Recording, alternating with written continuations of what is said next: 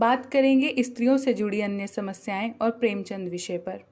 प्रेमचंद स्त्रियों के खरीदे और बेचे जाने से व्यथित रहते थे। उन्होंने वैश्य समस्या पर गंभीरता से विचार किया। वैश्या नामक कहानी में प्रेमचंद इस पेशे के लिए पुरुषों को जिम्मेदार ठहराते हैं। मानते हैं कि इसकी शुरुआत पुरुषों ने ही की होगी।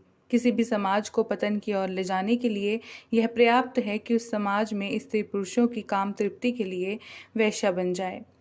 वैश्या की नायिका माधुरी कहती है कि नारी अपना बस रहते हुए कभी पैसों के लिए अपने को समर्पित नहीं करती। यदि वह ऐसा कर रही हो तो समझ लो कि उसके लिए कोई और आश्रय ना हो, कोई आधार नहीं है। यहाँ एक और सामाजिक तथ्य का उद्घाटन होता है। नारी महज पैसे के लिए इस व्यापार में नहीं आ सकती। मूल कारण हो सकता है उसका समाज में आधारहीन होना।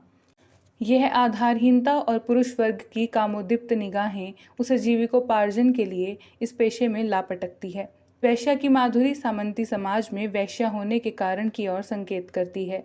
प्रेमचंद तक आते आते भारतीय समाज में बहुत बदलाव आ चुका था। पूंजीवाद ने यहाँ अपना पैर पसारना शुरू कर दिया था। इसलिए प्रेमचंद दूरदृष्टि का परिचय देते हुए वैश्य समस्या का मूल कारण आर्थिक बताते हैं।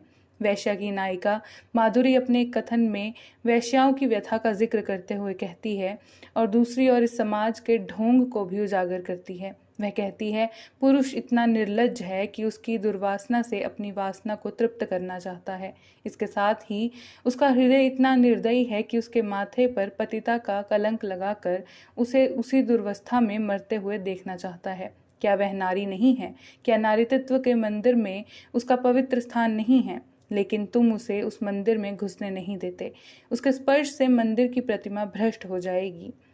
सेवा सदन की नायिका सुमन भी सदन में बहुत गहरे क्रोध और व्यथा के साथ कहती है, अंधेर में जूठन खाने को तैयार, पर उजले में निमंत्रण को कभी स्वीकार नहीं।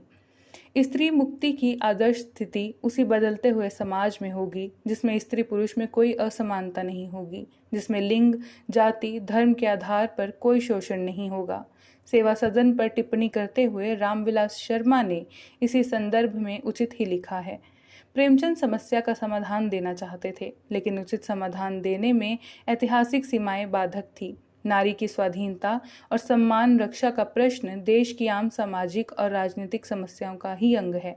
नारी की स्वाधीनता देश में एक स्वाधीन जनतंत्र कायम किए बिना नहीं संभव है। प्रेमचंद ने अपनी कई अन्य कहानियों में भी वैश्या जीवन की समस्या को उठाते हुए भारतीय समाज व्यवस्था की कड़ी आलोचना की है। उनके लेखन में साफ जाहिर होता है कि वे स्त्री को उतना ही मनुष्य मानते हैं जितना पुरुष को।